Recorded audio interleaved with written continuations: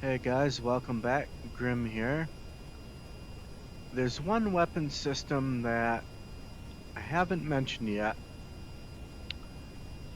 It really probably goes along with the M230 machine gun better, but I didn't show it to you back then because we hadn't talked about air-to-ground missiles yet, and now that we have, understanding how this one works will be much easier for you.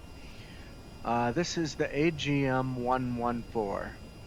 It's a laser-guided air-to-ground missile. So just like with the GBU-12, we have to keep the target locked onto while the weapon is going there. We can't change our target with the camera until the weapon hits because we got to keep the laser on the target. It's a laser-guided bomb. So as you can see, we're sitting about 2,000 meters ASL, and I'm just under 5 nautical miles away from the target. 5 nautical miles seems to be about the limit of this weapon.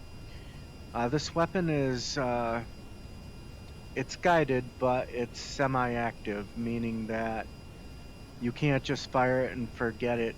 You have to fire it and then keep the TGP camera on the target. So, you don't have to deal with any waypoints or anything like that. It's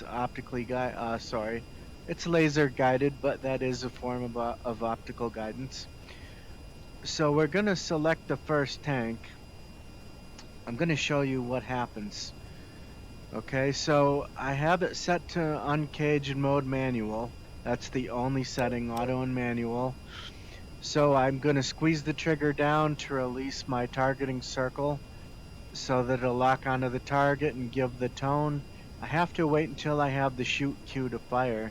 I could be 10 nautical miles away and I could get this, but this will not fire the weapon. I'm not close enough. I have to go a little bit closer. Looks like it's actually going to be just under 5 nautical miles. So if you can see right under where it says ASL, there's a series of, I don't know how to describe it. It's a vertical line, and this vertical line is the range that you can be from the target that the weapon will actually hit. I'm not quite there. I have to go a little bit closer. It's probably hard to see in the video, but once I get inside, right now I'm at about 4.7 nautical miles, and I can get the shoot cue. So once I squeeze the trigger and my targeting circle locks on, I get the shoot cue. I can push the change weapon button to fire it, same as before. And then I'm going to show you something on the TGP here when that happens. So I'm going to fire one missile. Shoot. And now I'm going to switch targets. Now watch what happens. We're going to watch in the TGP here.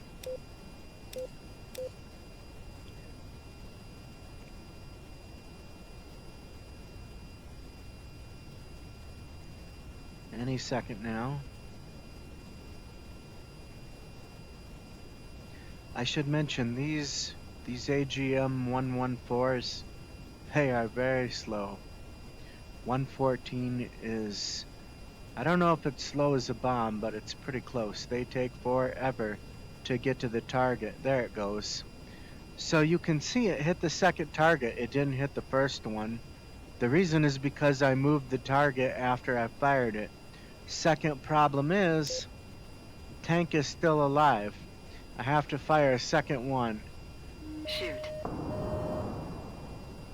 So this is some of my gripes with this weapon, is that it travels so slowly that if you want to be able to fire on multiple targets, you pretty much have to hover, or you're going to be flying over the target before it even gets there, before you can even fire the second shot. My second complaint about this weapon is that it takes two of them just to kill a tank.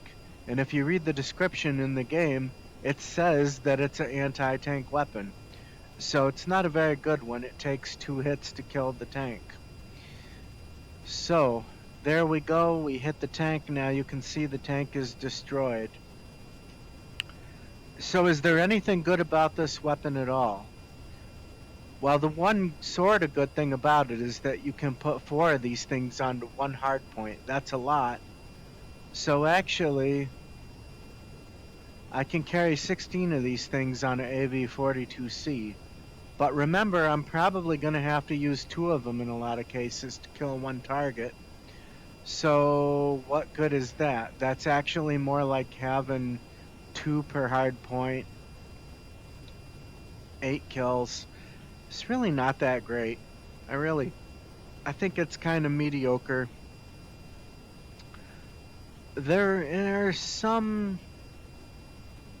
cases where I think certain weapon systems like radar dishes that are short range may be weak enough that one single AGM 114 would kill it. But most of those systems shoot a lot farther than 4.5 nautical miles. They're going to be firing on you before you can even fire back. The last thing you want to be do is hovering when something is shooting missiles at you because you can't evade them. So really, I don't think that's such a great idea. But we're already here. Let's finish up. Shoot. Gonna fire two. And now I have to wait. And we're gonna wait until we get on this target. This is really a drag. This weapon, it's slow acting, which forces you to hover, which is horrible defensively. It's weak. It's only semi-active. It's not fire and forget. Man, I really can't think of too many good things about this weapon at all. But I'm including it for completeness.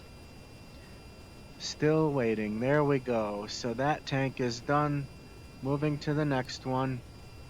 Shoot. Firing two.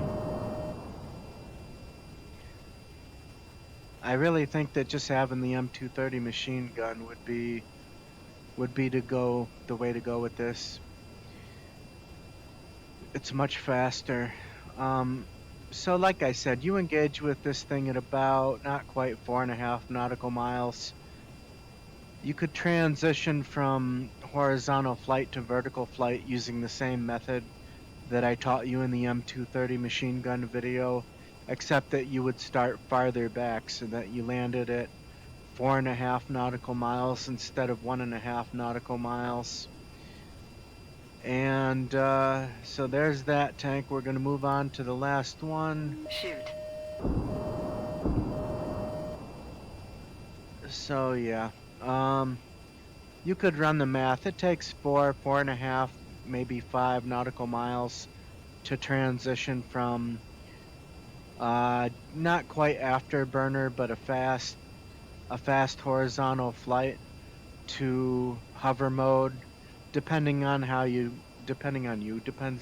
fly it. So you can work out your own numbers and figure out, okay, when do I have to start my transition so that I end where I want to? Man, this thing is just slower than molasses in November. There it goes. So I'm sitting here having a whole discussion while I'm trying to kill 4 tanks. So, yeah, not particularly impressed with this weapon. Thanks for stopping by, guys. Hope you enjoyed the video. We'll catch you next time. Grim out.